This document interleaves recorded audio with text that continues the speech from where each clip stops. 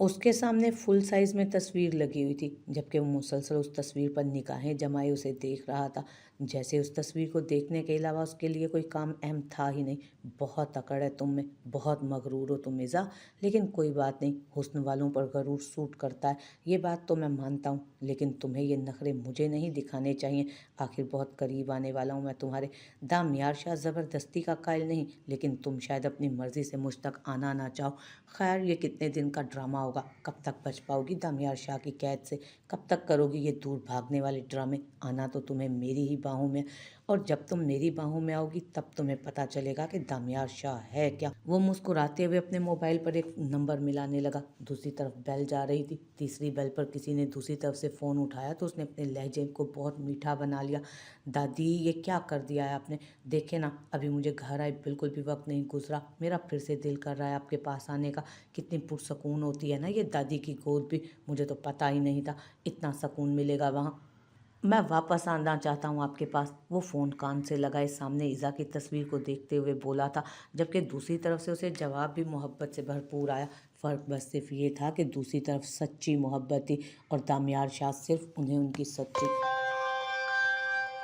और दामियार शाह सिर्फ उन्हें और उनकी सच्ची मोहब्बत को इस्तेमाल कर रहा था, अपना मकसद हासिल करने के लिए, अपनी हवस मिटाने के लिए। दादी, कैसे आऊँ? अभी तो आया हूँ, और बताया तो था कि मैं सिर्फ आपका पोता हूँ। वहाँ मौजूद लोगों का तो मैं कुछ नहीं। अजीब लगता है ना मुझे उन सब के बीच रिश्ता अपना। मेरा तो आपके साथ रिश्ता है ना। वो मायूसी से बोल रहा था, जबकि दादी उसकी मायूसी ख़त्म करने की कोशिश में लगी हुई थी। उस पर अपनी सारी मोहब्बतें अल्फाज की सूरत में लुटा रही थी, ये जाने बगैर कि किसी के लिए उनके जज्बात सिर्फ और सिर्फ फजूलियात ही थे और कुछ नहीं। वो जल्दी से अपने कॉलेज से बाहर निकलते हुए गेट की तरफ देख रही थी कि कौन उसे लेने आया है, लेकिन शायद अभी तक कोई आया नहीं था। कुछ सोचकर वो वापस अंदर की तरफ जाने लगी। उसे समझ नहीं आया कि अगर उसे लेने में अभी कोई नहीं आया तो वो पियन क्यों उसे आकर बता गया था कि उसे लेने आया है कोई। उसके घर वाले आ गए हैं। वो वापस अंदर जा रही थी जब उसे पीछे से अचानक आवाज़ सुनाई दी, अरे ईज़ा, तुम कहाँ जा रही हो? मैं यहाँ हूँ, मैं ही तुम्हें लेने आया हूँ। मैंने बुलाया है तुम्हें, आओ तुम्हें घर छोड़ देता हूँ। वो असल में मैं यहाँ से गुजर रहा था तो सोचा क्यों ना तुम्हें भी पिक करता चलूँ। वैसे भी दादी से मिलने जा रहा हूँ मैं। ये यहाँ देखा लड़कियाँ कॉलेज से बाहर निकल रही थी तो मैंने सोचा हम दोनों साथ चलते हैं, क्या ख्याल है? वैसे भी तो हम दोनों की मंजिल एक ही है। दामियार उसे देखते हुए बोल रहा था, जबकि इज़ा उसे घूरे जा रही थी कि ये शख्स उसके कॉलेज तक आ गया था अब। एक मिनट, आपको कैसे पता कि मैं यहाँ इस कॉलेज में पढ़ती हूँ? वो उसकी तरफ देखते हुए पूछने लगी तो दामियार मुस्कुरा दिया। अब वो उसे क्या बताता कि वो कितने दिनों से उसके एक एक पल की नज़र रखे हुए है। कल बातों ही बातों में दादी ने बताया था कि तुम यहाँ सेकंड लास्ट ईयर की स्टूडेंट हो। वैसे थर्ड ईयर कहना ज़्यादा बेहतर है, लेकिन ये डिग्री कॉलेज की लड़कियों को खुद को बड़ी क्लास में दिखाने का ना बड़ा शौक होता है। खैर कोई बात नहीं, कम लेट्स गो। वो मुस्कुराते हुए काफ़ी बेतकल्लुफ़ हो रहा था। मेरे भाई आएंगे मुझे लेने के लिए और मैं उन्हीं के साथ घर वापस जाऊंगी। और प्लीज़ आज के बाद मुझे यहाँ लेने की ज़हमत करने हरगिज़ मत आइएगा। आपकी रिश्तेदारियाँ दादी से हैं तो बेहतर है आप उन्हीं से अपनी रिश्तेदारियाँ निभाएं।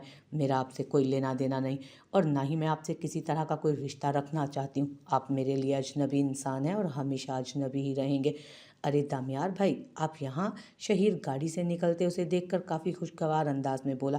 अरे हाय शहीर, हाँ कैसे हो तुम? यार दरअसल बात कुछ ये है कि मैं कॉलेज की थोड़ी बहुत डोनेशन के लिए आया था तो देखा इज़ा थी यहाँ। मैंने इसको कहा कि मैं दादी से मिलने घर जा रहा हूँ, आओ तुम्हें भी ले चलता हूँ। तो ये कहती है कि तुम उसे लेने के लिए आओगे। बस इसी से बातें कर रहा था कि तुम आ गए। और सुनाओ कैसे हो, क्या चल रहा है आजकल?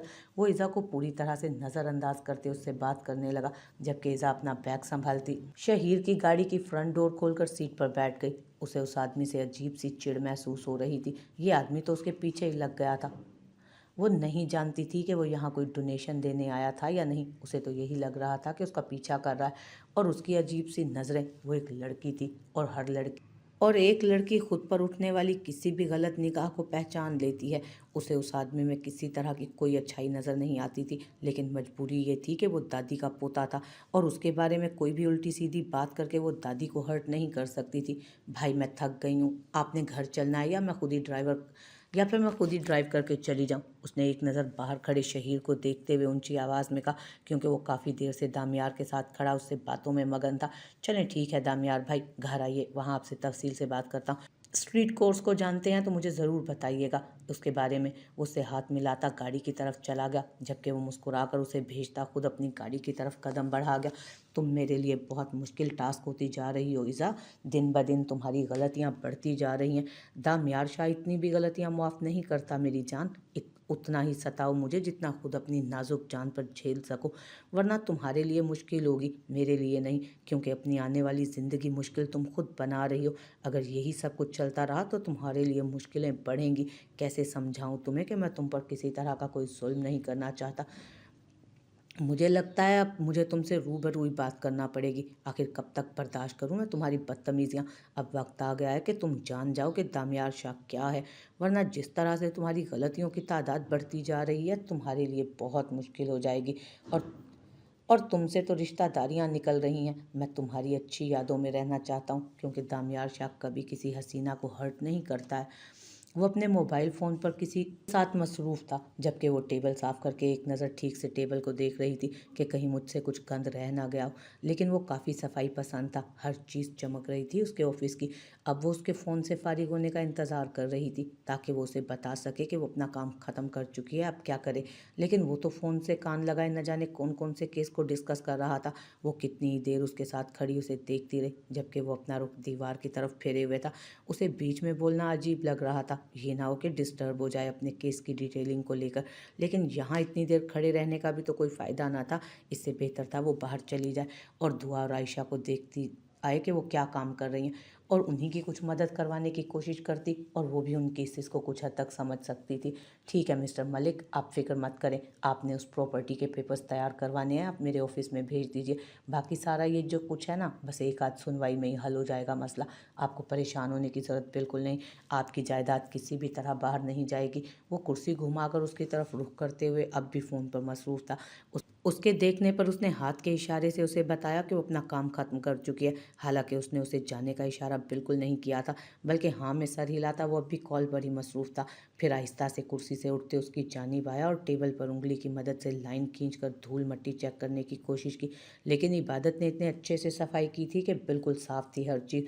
हाँ, लेकिन उसके इतने करीब आकर खड़े होने पर वो ज़रा सा पीछे हटती टेबल के मज़ीद करीब हुई, जबकि उसे पीछे हटते देख उसके चेहरे पर ज़ुमाइनी सी मुस्कुराहट आई। जबकि वो सामने शेल्फ की तरफ इशारा करने लगा, जहाँ पर काफ़ी सारी मोटी मोटी किताबें रखी हुई थीं। वो जगह तो बिल्कुल साफ़ सुथरी लग रही थी। उसे समझ नहीं आया वो उस जगह की सफाई करने के लिए उसे क्यों कह रहा था।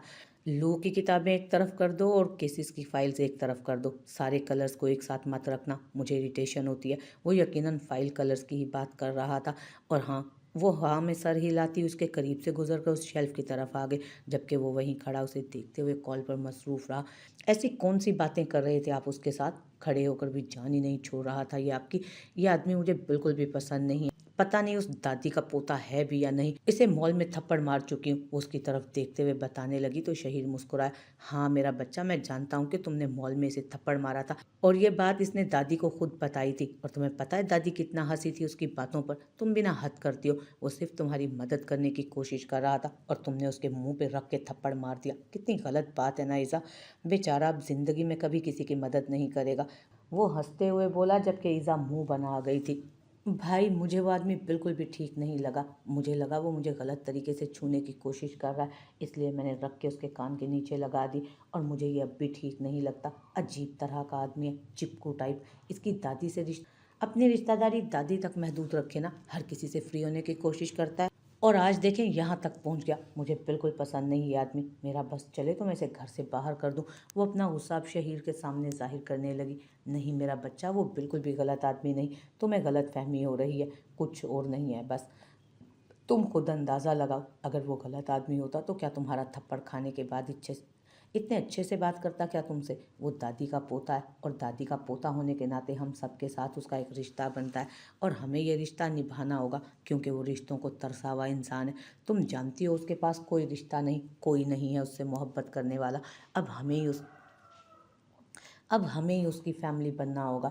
मैं तुम्हें सच सच बताऊं तो जब पहली दफ़ा इस आदमी से मैं मिला था ना, मुझे खुद भी ठीक नहीं लगा था। सड़क के बीचों बीच हम दोनों की लड़ाई हो गई थी, लेकिन बाद में मुझे एहसास हुआ कि वो सही था और मैं गलत था। और मुझे यकीन है तुम्हें भी जल्द इस बात का एहसास हो जाएगा। अब तुम खुद यहीं से अंदाज़ा लगा लो कि तुमसे कि तुमसे थप्पड़ खाने के बावजूद वो तुमसे कितने अच्छे से बात कर रहा है, वो हम सबसे दोस्ती करना चाहता है और इसमें कुछ गलत भी नहीं है। तुम ही सोचो, तुम्हारे 4 नहीं 5 भाई हैं। वो मुस्कुराकर उसका गाल खींचते हुए बोला, मेरा कोई भाई नहीं है। ठीक है, मेरा कोई भाई नहीं है, वो मेरे 4 ही भाई हैं और 4 ही रहेंगे।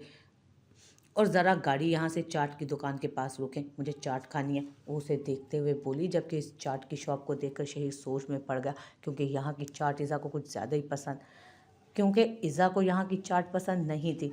ऐसे घूरना ना बंद करें भाई, जब भूख लगी होती है ना तो पत्थर भी चबा लिए जाते हैं, ये तो फिर चाट है, एडजस्ट कर लूँगी मैं। वो गाड़ी का दरवाज़ा खोलते हुए बोली तो शहीद मुस्कुराते नफ़ी में सर हिलाता उसके पीछे ही अंदर आया था। उसने जल्दी जल्दी सारी फाइल्स निकालते उन्हें एक साइड करना शुरू कर दिया था, जबकि उसके बिल्कुल पीछे खड़ा वो उसे महसूस हुआ था। उसने पलटकर हरगिज़ नहीं देखा था। खड़ा था तो खड़ा रहे, उसकी बला से, वो तो अपना काम कर रही थी और बहुत अच्छे से कर रही थी। उसने ऊपर वाली शेल्फ से फाइल उठाकर नीचे रखना ही चाही कि अचानक उसके पीछे से उसका हाथ मजबूती से अपने हाथ में थाम कर उसने वापस ऊपर वाली शेल्फ में रखा। ये ऊपर रखनी है फाइल्स, सारी ऊपर, और किताबें नीचे रखनी है, ओके। उसका हाथ छोड़ते हुए उसने आहिस्ता से उसके कान की लो को टच करते सरगोशी नुमा आवाज़ में कहा। वो उसके इतना करीब क्यों खड़ा था, वो परेशान हुई थी। उसकी हद दर्जा कुर्बत पर इबादत की तो माने सांसें अटकने लगी थी। वो जल्दी से हाँ में सर हिलाती अपने दुपट्टे को वापस सर पर रखने लगी। जो शायद उसके पीछे आकर रुकने की वजह से ढलक गया था, जब अचानक ही वो उसके हाथ को पकड़कर नीचे करते उसके बालों के करीब आता एक गहरी सांस ले गया। तुम्हारे बाल बहुत खूबसूरत हैं, इतने लंबे बाल संभालती कैसे हो, मुश्किल होती होगी ना। वो आहिस्ता से उसकी पोनी टेल में मुकी बालों को अपने हाथों में लेता बोला, जबकि इबादत को समझ ही नहीं आया कि वो क्या करे। उसके इस अंदाज ने उसे कांपने पर मजबूर कर दिया था। उसकी धड़कनें ढोल की तरह कानों में बजने लगी, जब अचानक वो उसकी कमर में हाथ डालता खुद से लगा चुका था। उसकी इस हरकत पर उसका नाक उसकी गर्दन से टच हुआ था। अब इबादत को सही मायनों में अपनी जान निकलती महसूस हुई थी। उसकी हद दर्जा कुर्बत पर वो बुरी तरह से घबरा गई थी। ये आप क्या क्या कर रहे हैं? वो उसका हाथ अपने पेट से खोलने की कोशिश में खासी मचल रही थी, लेकिन जारन शाह की गिरफ्त हद से ज़्यादा सख्त थी। वो पूरी तरह उसे खुद में कैद किए जैसे किसी और ही जहान में था। उसका कोई इरादा नहीं था उसे छोड़ने का। उसने इतनी मजबूती से उसे अपने गिर्द कैद किया था कि वो मज़ाहमत तक नहीं कर पा रही थी। और वो ऐसा क्यों था, वो दोनों ही शायद नहीं जानते थे, या शायद ज़रा जानबूझकर उसे तंग कर रहा था। लेकिन इबादत के लिए ये सब बहुत मुश्किल था। उसका बस चलता तो वो एक लम्हे के लिए वो उसे छोड़े और वो वहाँ से गायब हो जाती। उसे जारन की बेड़ की चुभन अपनी गर्दन पर महसूस हुई तो मज़ीद मचली। सर प्लीज़ छोड़ें, क्या कर रहे हैं आप? वो उसका हाथ खोलने की कोशिश कर रही थी, लेकिन उसकी कोशिशें सारी की सारी बेकार जा रही थी। प्रैक्टिस कर रहा हूँ डार्लिंग, सोचा 1 आध महीने में शादी हो जाएगी तो फिर रोमांस किस तरह से किया जाता है, प्रैक्टिस कर लेता हूँ अभी। वो क्या है ना, एक अनएक्सपीरियंस इंसान भी कभी सोचा नहीं था कि शादी भी करूँगा उससे, लेकिन अब बहुत सीरियस हूँ। शादी को लेकर अब बहुत कुछ सोच लिया है मैंने, बल्कि मैं तो अपनी मिसेस के लिए ड्रेस भी पसंद कर चुका हूँ, रेड कलर की ड्रेस। तुम्हें क्या लगता है रेड कलर की ब्राइडल ड्रेस के साथ ग्रूम कौन सा कलर सूट करेगा उसको?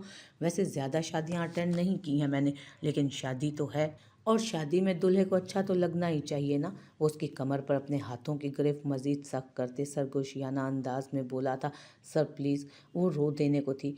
ब्लैक अच्छा लगेगा, वो अपनी गिरफ्त और सख्त करता हुआ बोला था। उसकी इस हरकत ने उसे अच्छा खासा बौखला कर रख दिया। उसके हाथों की कैद में वो बुरी तरह से मचल कर खुद को आज़ाद कराने की कोशिश कर रही थी। वो शादी कर रहा था, वो भी 1 महीने के अंदर। मतलब उस दिन जब उससे मिलने के लिए वो गई थी, उसी दिन शायद उसने फैसला कर लिया था शादी का। लेकिन वो उसे इस तरह से टॉर्चर क्यों कर रहा था?